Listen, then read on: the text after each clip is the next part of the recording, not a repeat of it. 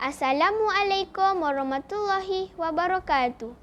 Nama saya Nurul Syawana binti Abdullah dari Sekolah Kebangsaan Kampung Baharu, Jerantut, Pahang. Pada hari ini, saya dan rakan-rakan saya akan membuat perkongsian program terbaik pusat sumber sekolah kami, iaitu Research Based Learning atau pembelajaran berasaskan kajian dan penyelidikan.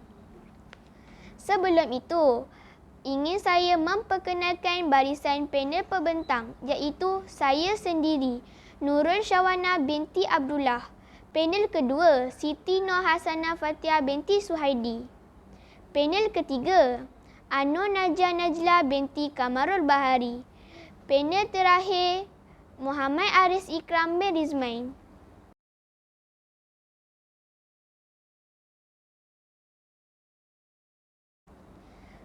Kebitaraan PSS SK Kampung Baharu adalah Research Based Learning. Ia merupakan amalan pembelajaran bestari. Ia merupakan ciri pembelajaran abad 21 yang banyak membantu murid di dalam dan di luar bilik darjah. Pengubah model RBL adalah guru kami sendiri, iaitu Puan Nur Rafiza binti Abdul Razak. Beliau telah menulis 2 buah model yang berkaitan dengan pelaksanaan RBL. Puan Nur Rafiza banyak membimbing murid dan guru-guru dalam pelaksanaan RBL. Di samping itu, Puan Nur Rafiza juga menjadi rujukan kepada sekolah-sekolah di seluruh Malaysia yang ingin mempelaksanakan RBL. Seterusnya, saya menyerahkan pembentangan ini, iaitu Siti Nur Hasanah Fatihah binti Suhaidi.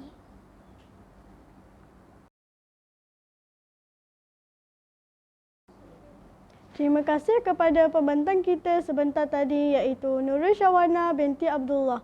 Seterusnya, saya Siti Nur Hasanah Fatihah binti Suhaidi akan menyambung pembentangan yang seterusnya. Konsep Research Based Learning atau RBL dapat mengupayakan murid dengan memberi peluang kepada mereka untuk benar-benar belajar menguasai disiplin ilmu dalam proses pendidikan berdasarkan acuan dan keupayaan diri sendiri. Seterusnya adalah objektif RBL. Yang pertama, dapat membantu kami menguasai isi kandungan pelajaran secara mendalam. Kedua, melahirkan murid abad ke-21 yang kritis dan inovatif. Ketiga, RBL dapat memantapkan penguasaan teknologi maklumat. Contohnya, kami diberi peluang mengendalikan komputer dan melayari laman sesawang untuk mencari maklumat. Keempat,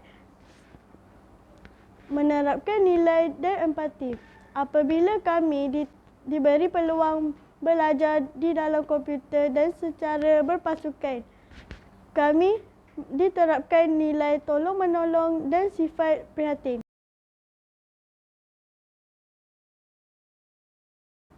Seterusnya ialah proses RBL. Ia melibatkan murid secara aktif, dapat meningkatkan perhatian dan tumpuan mereka, mendorong mereka untuk mengamalkan kemahiran berfikir pada aras yang lebih tinggi, berfikir secara kritis dan berikan pengalaman pelajaran yang bermakna. Dan seterusnya ialah pelancaran RBL peringkat sekolah kami yang diadakan pada 30 hari bulan Mei 2022. Dirasmikan oleh Puan Nuraini binti Abdul Malik. RBL disertai oleh semua murid tahap 2, terutama dalam mata pelajaran sejarah. Berikut adalah elemen RBL kami yang pertama, iaitu pembinaan template. Sebelum kami menjalankan penyelidikan, maklumat kajian perlu diisi di dalam template ini. Template ini menjadi rujukan kepada semua penyelidik dan guru pembimbing. Elemen RBL seterusnya ialah proses kajian kami. Pertama, kami membuat perbincangan di dalam talian seperti Google Meet. Kami juga berbincang secara berkumpulan bersama guru pembimbing. Kami juga mencari maklumat di dalam internet. Itu saja daripada saya. Seterusnya saya akan serahkan kepada pembentang kita yang ketiga, iaitu Nur Najia Najla binti Kamara Bahari. Dipersilakan.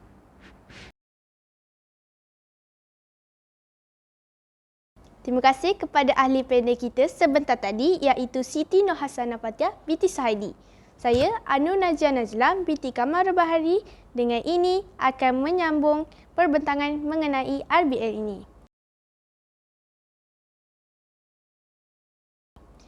Penyelidik dan pembentang penyelidik di tahun 2018. Kami telah menjalankan kajian tentang zaman prasejarah di Gua Kota Kelangi. Di sini, kami telah mengkaji kejadian mitos dan legenda di Gua Kota Kelangi. Seterusnya, pada tahun 2019, sekolah kami telah melaksanakan RBL bertajuk Tokoh Penentang Penjajah. Kami telah menjalankan kajian tentang pahlawan iaitu Mat Kilau. Kami juga telah melawati galeri Mat Kilau dan Pawanong. Di sini kami dapat mengetahui sejarah perjuangan kedua-dua tokoh ini. Pada tahun 2020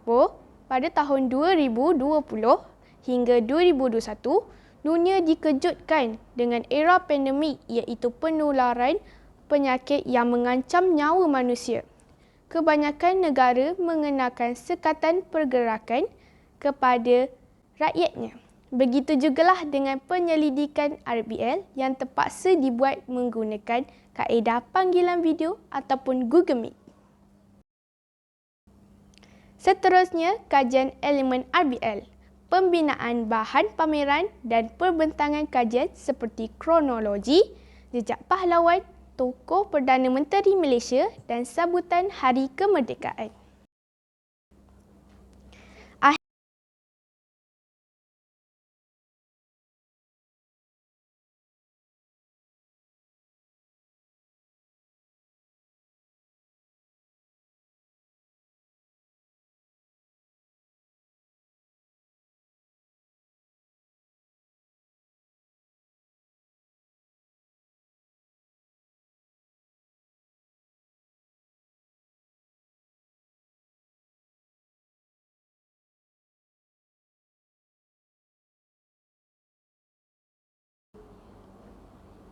Terima kasih Nur Najia atas pembentangan itu tadi. Akhirnya, tiba giliran saya untuk menyambung pembentangan ini.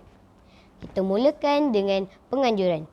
Kami berbangga menjadi sekolah penganjur bermula daripada tahun 2020, 2021 dan 2022.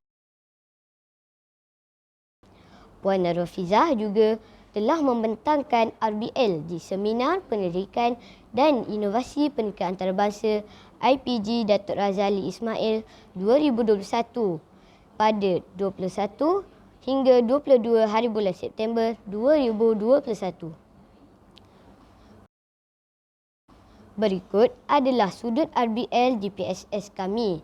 Di sudut ini ditempatkan fail-fail penyelidikan, sijil-sijil, pelak dan anugerah. Sudut ini juga merupakan tempat rujukan guru-guru dan murid bagi membincangkan tentang RBL. Sudut ini juga dijadikan tempat pengumpulan hasil kajian dan penyelidikan murid-murid dalam semua tajuk yang dikaji.